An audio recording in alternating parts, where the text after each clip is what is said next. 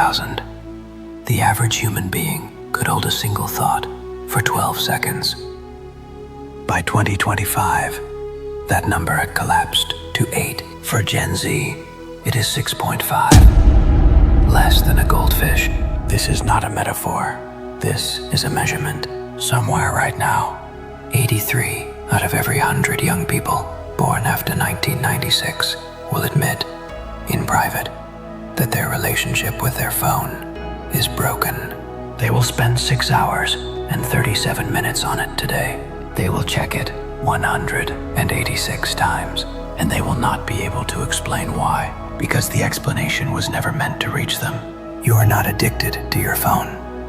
You are addicted to what your phone was engineered, deliberately, precisely, expensively, to make you feel.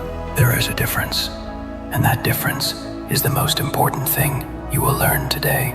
Because somewhere in Silicon Valley, in rooms you have never seen, in meetings with no minutes taken, sat a group of behavioral psychologists, neuroscientists, game designers. They were not building an app. They were building a trap, and the door closed quietly behind you. This video is not about screen time. It is not about putting your phone down. This is about what happens to a human mind when the most powerful companies in history decide that your impatience is their profit, and why an entire generation, maybe the first in human history, to have their capacity for stillness deliberately taken away. 4 people, 4 moments, 1 truth that changes everything.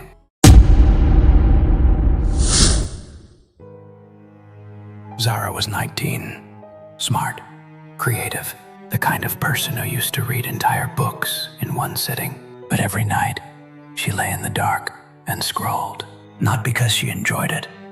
She hadn't enjoyed it in months, but she simply could not stop herself. In 1948, a psychologist named B.F. Skinner made a discovery that would shape the next century of human behavior. He found that if a rat pressed a lever and received a reward every single time, it would press the lever, then stop. But if the reward came randomly, unpredictably, the rat would press the lever obsessively, desperately, without rest, forever. The slot machine was built on this discovery, and then so was the infinite scroll, the pull to refresh, the notification that arrives at no predictable time, the video that is ordinary, ordinary, ordinary, and then suddenly electrifying. These are not accidents. They are variable reward schedules designed by behavioral scientists, patented, deployed on the developing minds of an entire generation. Have you noticed you feel restless when there are no new notifications? Just type yes in the comments if you have. Zara didn't scroll because she was weak. She scrolled because she was being held in place by a system that spent billions of dollars studying exactly how to keep her there. The first step to escaping a trap is understanding who built it. Marcus was 22, not struggling because he was lazy. The campus was a sea of bowed heads, thousands of minds, all elsewhere. Struggling because reading 20 pages felt like crossing a desert on foot. Your brain runs on dopamine. Every experience that feels rewarding releases a measured amount into your system. It starts with a notification, a digital heartbeat that demands an answer, a kind word, a problem solved, a sunset that stops you mid-step. These were once enough. But the apps discovered something dangerous. If you can give a brain 100 small dopamine hits in the time it takes to read 1 page, the brain recalibrates. The baseline rises. What was once pleasurable now feels flat. What was once meaningful now feels slow. This is not weakness. This is neuroscience. And it was deliberately engineered by people who understood exactly what they were doing. In 2018, a former president of Facebook stood before an audience and said, "We have created tools that are ripping apart the social fabric of how society works." They knew, and they continued. Marcus eventually understood something that changed everything for him. Silence used to be the default. Now it is a luxury few can afford. His attention was not broken. It had been borrowed, and he could take it back. Not instantly, 1 minute of silence at a time.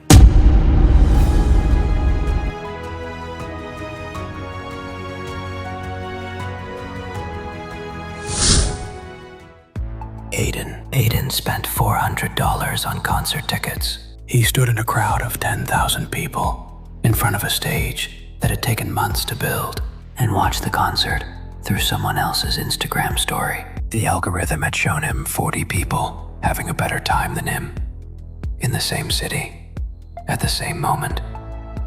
There's a principle in psychology called social comparison theory. Humans have always compared themselves to others. It is how we calibrate, how we understand our place in the world, how we grow. But the platforms discovered something that fundamentally changed this ancient instinct. They could control who you compared yourself to. Not the neighbor next door, not the colleague down the hall. Every person on Earth, simultaneously, at their happiest, at their most beautiful, at their most successful. In a single scroll, your feeling of inadequacy is not a side effect. It is the intended outcome. Because inadequacy keeps you scrolling. And scrolling is what they are paid for. Aiden put his phone in his pocket, not because of willpower, but because he finally understood that his envy was being manufactured and sold back to him. Once you see the factory, you cannot unsee it.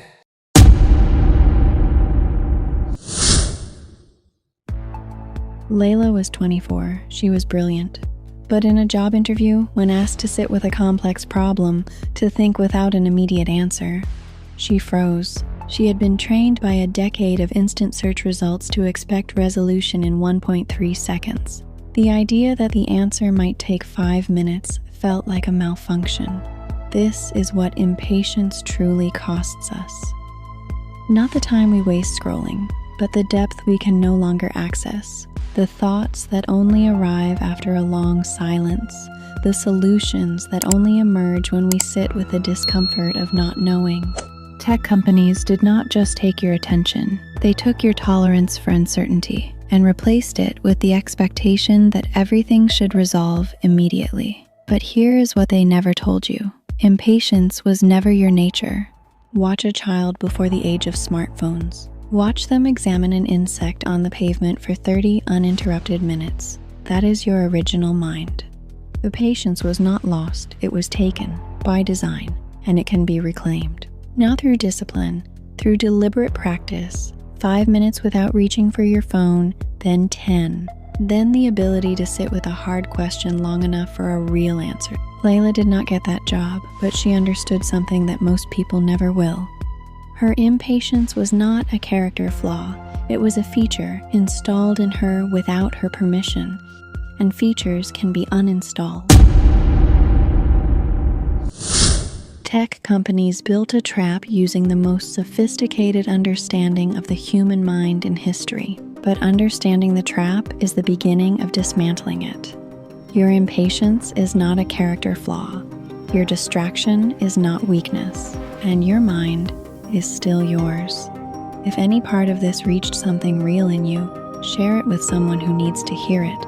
And sit with this for a moment before you close the screen. That stillness you feel right now, in the silence between these words, that is who you were before the algorithm arrived.